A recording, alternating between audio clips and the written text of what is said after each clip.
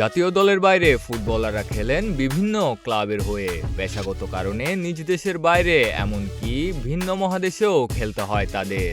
এ কারণে জাতীয় দলের কোচরা খেলোয়াড়দের নিয়মিত পর্যবেক্ষণে সাহায্য নেন আধুনিক প্রযুক্তি স্মার্ট ভেস্টের। ক্রীড়াবিজ্ঞানীরা পরিধানযোগ্য এ প্রযুক্তি ব্যবহার করে খেলোয়াড়দের দৌড়ের গতি ও হৃদস্পন্দন পর্যবেক্ষণ করেন।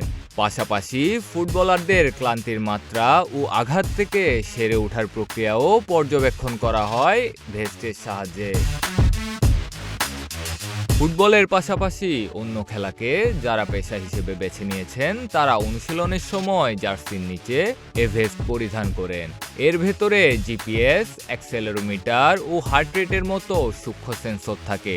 এতে খেলোয়াড়দের দৌড়ানোর গতি, অবস্থান, শরীরের তাপমাত্রা ও হৃদস্পন্দনের হার মাপা যায় নিখুঁতভাবে। কোচ ও ফিজিওরা এ ডেটা অনুযায়ী নানা সিদ্ধান্ত নিতে সক্ষম হন। গত দশকে এ ধরনের ট্রেকিং প্রযুক্তি দ্রুত উন্নতি ঘটেছে। বিশ্বকাপের বেশিরভাগ দলই এখন এই ইলেকট্রনিক পারফরমেন্স ও ট্রেকিং সিস্টেম ব্যবহার করছে। এ ভেস্ট দেখতে অনেকটা স্পোর্টস ব্রার মতো। খেলোয়াড়রা মৌসুম জুড়ে তাদের ক্লাব প্রশিক্ষণ ও ম্যাচ খেলার সময় এ ভেস্টগুলো পরেন। এটি তাদের নড়াচড়া, পরিশ্রমের মাত্রা ও পুনরুদ্ধারের প্রক্রিয়া সম্পর্কে বিস্তারিত তথ্য তৈরি করে।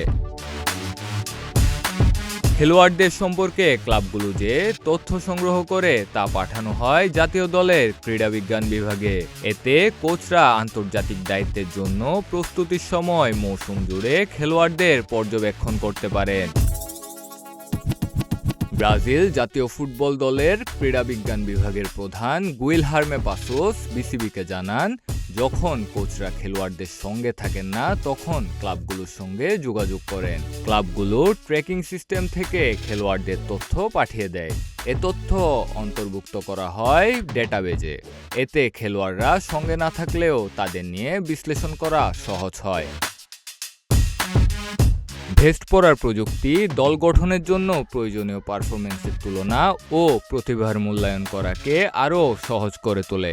এতে কোচ ও ক্রীড়া বিশেষজ্ঞরা খেলোয়াড়দের বিষয়ে নিখুঁতভাবে সিদ্ধান্ত নিতে পারেন। এটি শুধু ফুটবলেই নয়, জনপ্রিয় হয়ে উঠছে সব ধরনের খেলার পর্যবেক্ষণে। সামি আল সাদ আউন, প্রতিদিনের বাংলাদেশ।